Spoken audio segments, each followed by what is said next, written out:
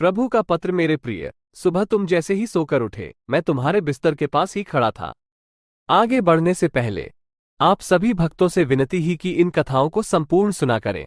हम पूरी कोशिश करते हैं कि आप तक संपूर्ण कथा पहुंचे, और वो भी सही प्रमाणों के साथ। और अगर आपको ये अच्छी लगे तो अपने कमेंट से हमें प्रोत्साहित करें। अगर आप चैनल पर नए हैं तो इसे सब्सक्राइब करना ना भूलें। चलिए आगे बढ़ते हैं। मुझे लगा कि तुम मुझसे कुछ बात करोगे। तुम कल या पिछले हफ्ते हुई किसी बात या घटना के लिए मुझे धन्यवाद कहोगे, लेकिन तुम फटाफट चाय पीकर तैयार होने चले गए और मेरी तरफ देखा भी नहीं।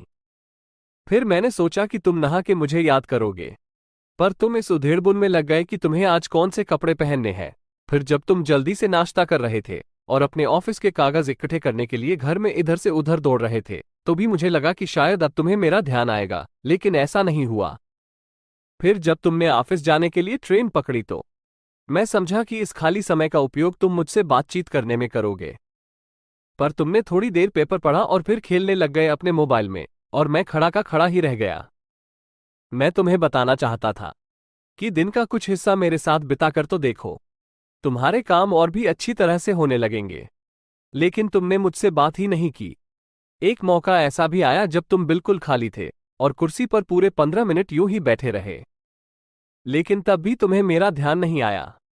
दोपहर के खाने के वक्त जब तुम इधर उधर देख रहे थे, तो भी मुझे लगा कि खाना खाने से पहले तुम एक पल के लिए मेरे बारे में सोचोगे, लेकिन ऐसा नहीं हुआ।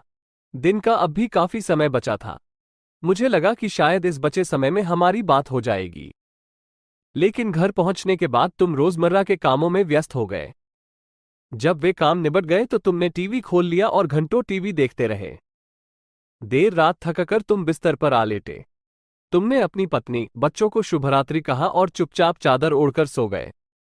मेरा बड़ा मन था कि मैं भी तुम्हारी दिनचर्या का हिस्सा बनूं, तुम्हारे साथ कुछ वक्त बिताऊं, तुम्हारी कुछ सुनूं, तुम्हें कुछ सुनाऊं, कुछ मार्गदर्शन करूं तुम्हारा, ताकि तुम्हें समझ आए कि तुम किस लिए इस धरती पर आए हो और किन कामों में उलझ गए हो। लेकिन तुम्हें समय ही नहीं मिला और मैं मन मार कर ही रह गया। मैं तुमसे बहुत प्रेम करता हूं। हर रोज मैं इस बात का इंतजार करता हूं कि तुम मेरा ध्यान करोगे और अपनी छोटी छोटी खुशियों के लिए मेरा धन्यवाद करोगे। पर तुम तभी आते हो जब तुम्हें कुछ चाहिए होता है। तुम जल्दी में आते हो और अपनी मांगे मेरे आगे रख के चले जाते हो। और मजे की बात तो यह है कि इस प्रक्रिया में तुम मेरी तरफ देखते भी नहीं। ध्यान तुम्हारा उस समय भी लोगों की तरफ ही लगा रहता है और मैं इंतजार करता ही रह जाता हूं।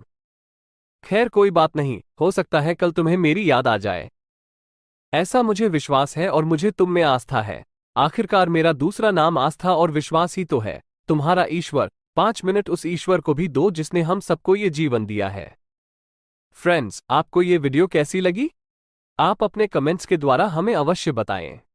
ये स्टोरी पसंद आने पर लाइक और शेयर करें। ऐसी ही और कहानियों के लिए हमें सब्सक्राइब कर लें।